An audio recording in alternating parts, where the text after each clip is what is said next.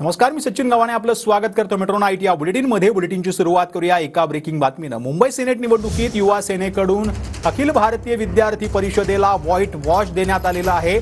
Senate निवडणुकीत ठाकरेंच्या युवा सेनेनं सर्वच्या सर्व 10 जागांवर विजय मिळवलेला आहे। मुंबईमध्ये सिनेटमध्ये आता ठाकरे विरुद्ध अभिगप ही लढत झालेली होती। आता त्यानंतर युवा सेनेनं संपूर्ण 10 जागा जिंकलेल्या आहेत, तर अखिल भारतीय विद्यार्थी परिषदेला कोणतीही जागा जिंकता आलेली नाही।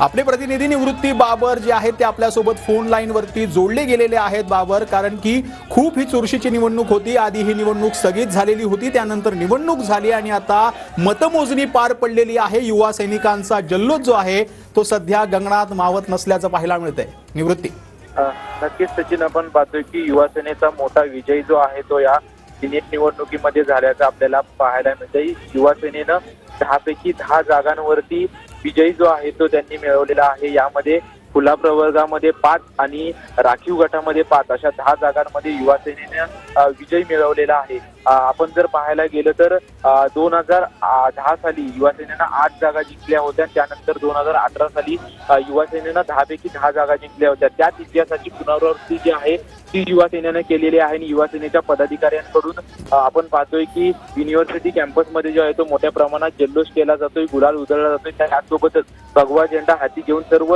युवा सेनेचे पदाधिकारी जे आहेत ते त्या ठिकाणी जल्लोष करताना आपल्याला पाहायला मिळतात।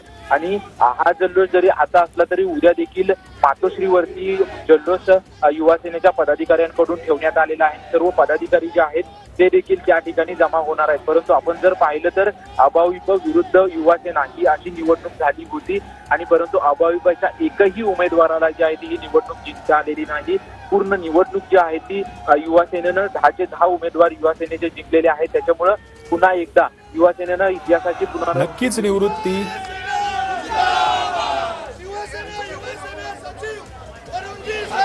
सिनेट निवडणुकीमध्ये सध्या युवा सेनेनं 10 जागा जिंकल्याचं पाहायला मिळतं।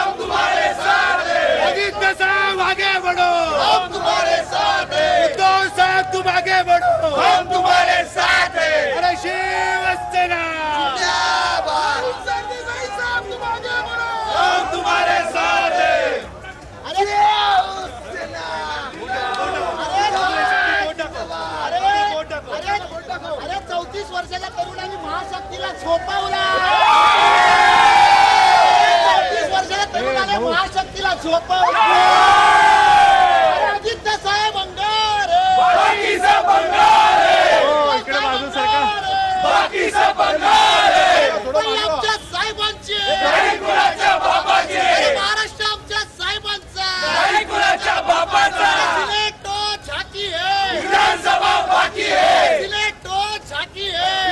म्हणजे युवा सैनिकांकडून जो आहे त्या घोषणा दिल्या जात आहेत, ये तो झाकी हे विधानसभा भी बाकी है।